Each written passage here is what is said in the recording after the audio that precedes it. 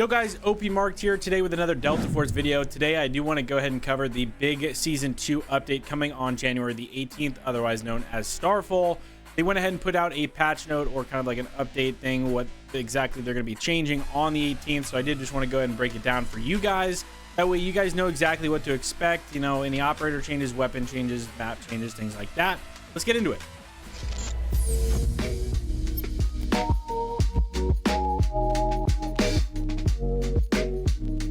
So they start off here by saying, dear operators, we are planning on an update on January the 18th with no downtime at all. That's good.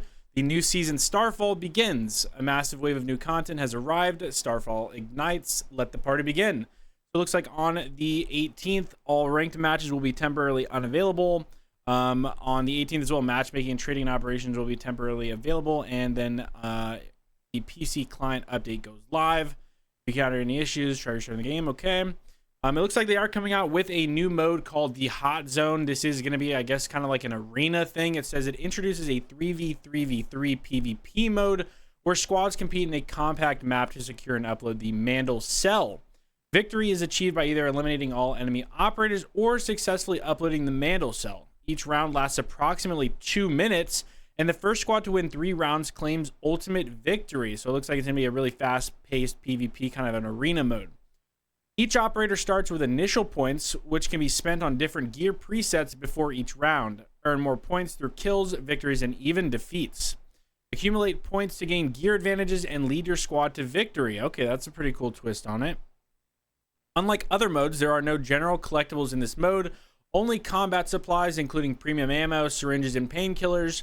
Squads have one single objective: fight, fight, fight. So this is really just going to be a straight-up arena PvP. Like, you are just battling each other on the map. So apparently they are going to be adding in a new area underground, the Zero Dam. And it looks like they do have a photo here. Let's check that out. Okay, so yeah, it looks like it's just going to be under, I think, what that new construction is between in the river. And I think like that is what a lot of people have kind of assumed that that's going to be here. And operators, the underground of Zero Dam was once the heart of this great hydroelectric project, but has now become a secret den for the Ashari Guard's storage and trading operations. What happened to this place? What treasures and secret lies buried within? All this awaits your discovery. They are adding a new area called the Broken Bridge to Space City as well.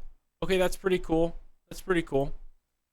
And it says, recently, Havoc rocket crashes have become increasingly frequent. Is this the prelude to Reese's carefully orchestrated firework to destroy Skynet? Or is Havoc staging these incidents to upgrade Skynet? All units move out immediately, infiltrate the Broken Bridge area, intercept the high-value re-entry capsule, and uncover the conspiracy behind these incidents. Okay, that's pretty cool. Looks like they're going to be having a bunch of new events as well. The Lunar New Year event is the fall of Skynet during the first 1 to 2 hours after midnight on Lunar New Year's Eve. Rockets will randomly launch and explode across all maps as part of the celebration. That's pretty cool. You know, I like all of the events that they have in this game. It always seems like they constantly have some kind of event, whether it's like your normal, your daily, or even just like the New Year's one that they had where they just give you a bunch of gear, things like that. It's actually really cool, honestly. I'm really surprised with the level of just how much content they really do have. And then Operation Starfall triggers with a certain probability. After accepting, players can detonate Havoc's launching rockets in mid-air. Boom. Okay. So it looks like they are introducing a new ammo type as well. This is going to be 7.62x51 UN level 2. That's going to be pretty cool. And then we have a bunch of different warfare modes or warfare things that they're going to be doing. They have a new function called Fortifications. The new fortification system hammer tool has been added. Operators should now use the hammer to build fortifications, including various types of cover and obstacles to help establish defensive lines and secure victory. That's pretty cool. Gameplay, press the new tool button during a match to bring out the hammer tool. You can then identify all built/buildable fortifications within range using the new construction markers and highlighted outlines. Construction progress is synchronized globally, allowing multiple operators to build together. Each building action is synchronized, and partially completed fortifications will retain their progress. That's pretty cool. I'm not gonna lie, I don't really play too much warfare, but that is kind of cool. I mean, that's kind of sick. Building fortifications. Each building action deepens the highlight, outline, color, and awards points. Points are also awarded for completing fortifications, which appear on the map. Destroying fortifications, fortifications taking damage, and kills from cover. Additionally, builders receive point rewards when allies keep kills or get kills using mounted weapons on their fortifications. Operators try it out to gain more advantages for your team. Okay. They're going to have a new movement mechanic. It's called Leap, an evasive maneuver available to all characters exclusively in Warfare. So it's only going to be in the Warfare mode. It's not going to be in Operations, anything like that. The key points for it are: Leap can only be performed by pressing the corresponding key while sprinting. It cannot be performed while not sprinting. Leap direction is fixed, and you can only leap forward. Okay. You cannot aim or shoot while diving. You can use all left-hand throwable gadgets and some non-offensive items while diving. Leap ends immediately if killed or hit by skills with control effects such as the grappling hook or the Firearms ultimate ability.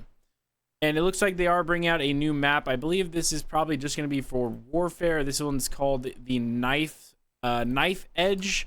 Looks kind of cool. These pictures are a little bit kind of lower quality than I would like, but I might go ahead and try and pop them up on the screen for you guys if I can go ahead and get them. Havoc accuses GTI of sabotaging the dam to meddle in Ashari's, I don't know how to pronounce that, affairs, while GTI counters with accusations of a Havkin false flag operation to seize control. However, cling to their own version of the truth and Knife Edge were licensing. Okay, so they're just going to go ahead and... Oh, they're bringing out a few maps, actually. So it's going to have Knife Edge and Trainwreck. That's pretty cool. And they'll have some events for Warfare as well. The Ascension major event, Giant Tower, destroyed by Skynet satellite debris. Following the Skynet satellite crash incident, players can use heavy firepower to attack and ultimately collapse the Spire in Ascension Zone D.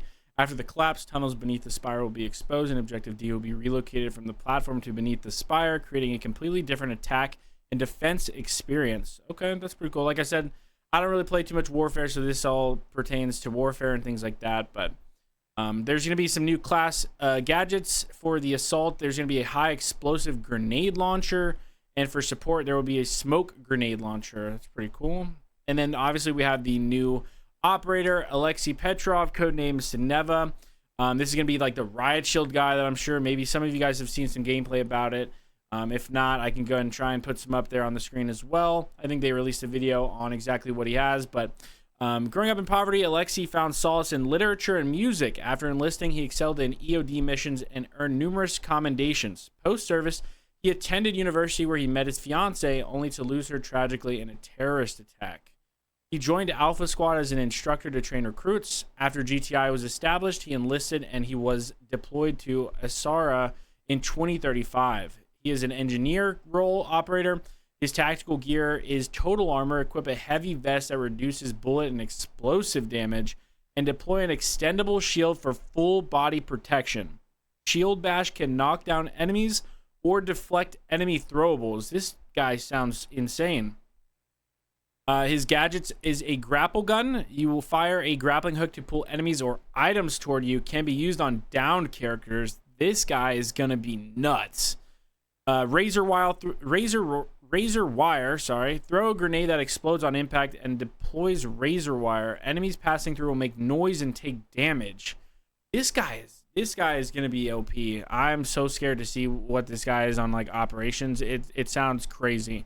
His operator trait is rear guard. When not equipped, the blast shield is mounted on your back, protecting against incoming bullets from behind. Dude, I'm going to be honest. This game is amazing, but what are they doing here? I hope this thing is not like insanely OP, because this guy sounds like he's going to be an issue, like actually a problem.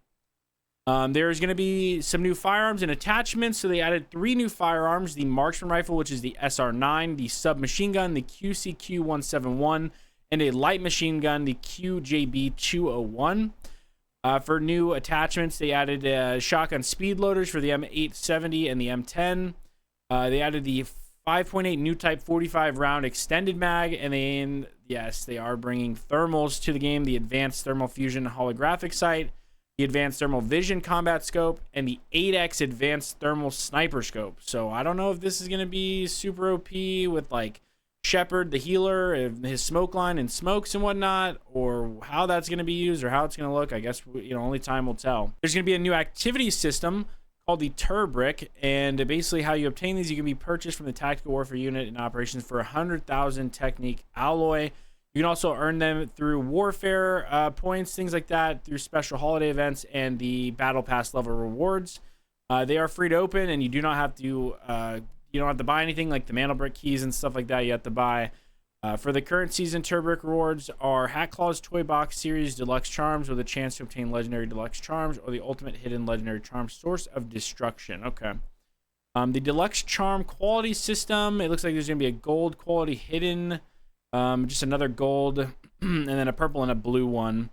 And then for the Deluxe Charm retrieval system, there will be a gold quality Deluxe Charm.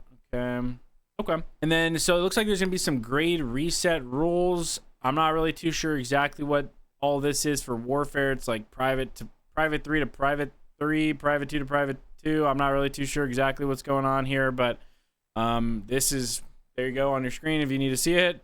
For operations, oh, okay, so this is going to be, oh, okay, so they're basically resetting the ranked mode. Oh, okay, okay, that's cool. I actually like that. So for ranked play, it looks like you're going to be getting like a little bit of a reset, not like a complete reset, but they're going to knock you back a few points, like a few tiers, I guess. So that way everyone, I guess, who is in like DF Pinnacle is going to go to Diamond. Blackhawk is going to go to Diamond 2. Okay, I kind of like that. That's cool. There's a bunch of different system optimization, things like that, in-game combat and level improvement for warfare. This is all a bunch of just like, you know, things that they've improved for performance and whatnot. So that's just going to be kind of stuff like that for operations and warfare. Burkesh, Space City, Zero Dam. They fixed several map positions that affect game balance. Okay. System improvement, cloud storage settings, you know, PC setting optimization. So that's all going to be stuff just to kind of fix up the game, improve it, optimize it, make it run smoother, things like that. Here we go. So now we have basically the big thing that I think is really important for the operations mode, obviously, is going to be the operator balance adjustments. So for the Recon character for Warfare, they're going to be adding the new weapons for Recon operators, the Scar H Battle Rifle and the AUG Assault Rifle. For D-Wolf, the triple blaster fuse delay is going to be increased from 2.5 to 3 seconds. And for all modes, the triple blaster minimum damage is going from 10 to 1, which is a significant nerf to his triple blaster. Obviously, that's the minimum damage. So that's going to be like on the outer ranges of when you get hit to it. Honestly, I kind of like that because the spam in operations is kind of crazy if you get just hit with it. But again, like that's the minimum damage. It's not the maximum. So that is a pretty significant nerf, though. I'm not going to lie. For Viron, the magnetic bomb max damage is increasing to 125 from 100, although the magnetic bomb maximum damage radius is going from 4 meters to 1. The magnetic bomb damage against tanks, that's a warfare thing, is going from 45 to 35 for, you know, reduced magnetic bomb throw distance. Okay, for operations, the fuse delay is going from 2.5 to 3 seconds, and the max damage is actually getting nerfed from 125 to 110. Okay, so that is going to be just the main operations thing.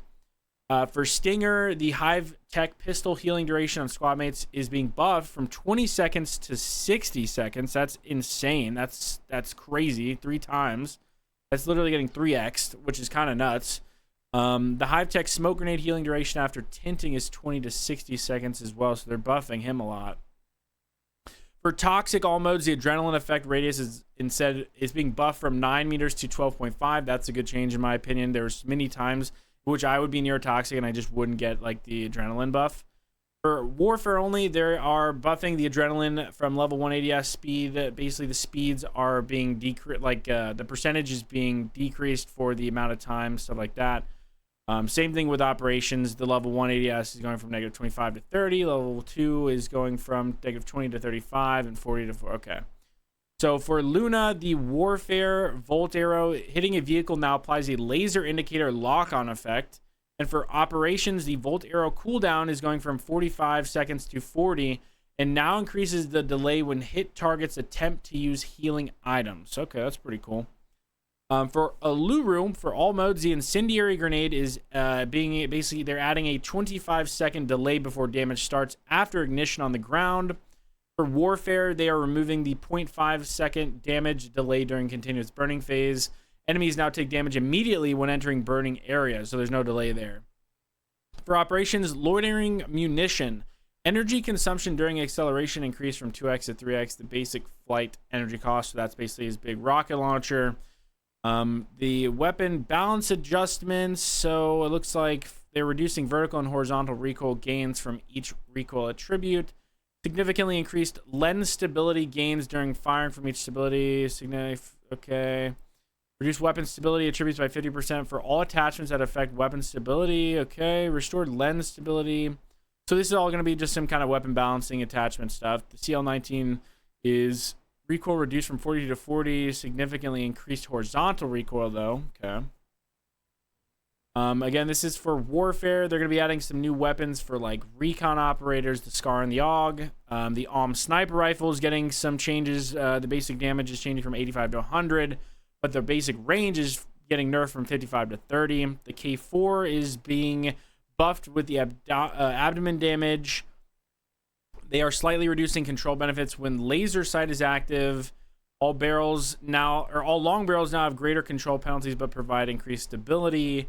The new stable gas block is recoil control stuff. This is all just kind of stuff for like attachments and weapons and stuff like that. For operations, except for level 7, so that's red, all ammunition now has increased damage reduction from 25 to 50% against same level armor, and from 0 to 25 against armor 1 level lower. So that's going to be crazy. I think what they're going to do here is actually increase the TTK. So like a lot of fights in like if you're using purple ammo, purple armor against, you know, things like that, I think it's actually your armor and stuff is actually going to last a lot longer, or at least the fights and stuff seem like they're probably going to take a little bit longer now. They are limb damage multiplier for all weapons changed from 0.6 to 0.4, so they are nerfing that for limb damage, stuff like that. Damage against armor changed from, oh, this is for the SVD. So damage against armor changed from 52 to 56. Headshot damage multiplier changed from 1.9 to 2.2, so that's getting a buff. The SV98 is getting buffed. The basic damage goes from 55 to 60. Damage against armor is getting buffed. Headshot damage multiplier is getting buffed as well. The SR25 marksman rifle is getting a headshot damage multiplier buff as well. The PSG marksman rifle is getting a headshot damage multiplier buff as well. The M7 is getting a buff. Basically, all the snipers look like they're getting a giant buff, which is kind of crazy. The Desert Eagle is getting a headshot damage multiplier buff as well as the 357 revolver. The 9x19 ammo, like the pistol ammo, stuff like that, the RIP ammo base damage multiplier is changed from 1.3 to 1.8, so that's getting a buff. Tier 1 and 2 ammo base damage is getting buffed. It looks like they're buffing a bunch of ammo, like RIP ammo, 45 ACP. Tier 1 and 2 ammo base damage multiplier changed from 1.0 to 1.2. 12 gauge is getting some buffs as well. Tier 2, 3, and 4 slug base damage multiplier is changing from 4.5 to 4.8. Other ammo, tier 1 and 2 ammo base damage multiplier changing from 1 to 1.1. Tier 5, 9x9, and 45 ACP, so that's for the purple ammo, are temporarily unavailable to obtain and can only be used in hot zone areas. They fixed an issue with G17 stuff. The other improvements, you're changing the M14 so that you don't have to change it to full auto. It's just automatically going to be full auto. I like that because I always have to change it because I personally use the M14 a lot.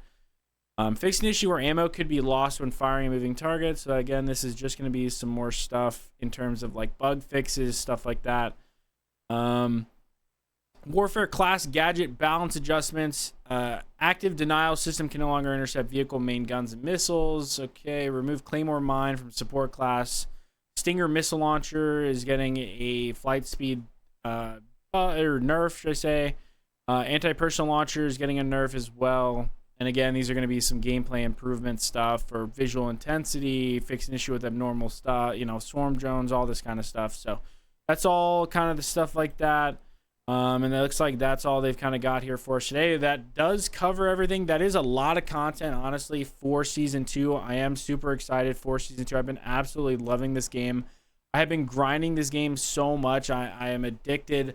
I stream every single day on Twitch. If any of you guys are looking to farm some drops, I will go ahead and leave a link in the description for our channel. We do stream every single day for like 10 hours. It's honestly a problem. I've got a problem. Delta Force, you are ruining my life, but you are making it so much better because I just love the game so much. Guys, I would appreciate if you guys dropped a like on this. If you guys enjoyed it, go ahead and smash that subscribe button and leave a comment below. Otherwise, that's it, man. I appreciate you guys' time. As always, stay safe. Have a great rest of your day, night, morning, whatever it might be. I shall see you guys on the next one. Peace.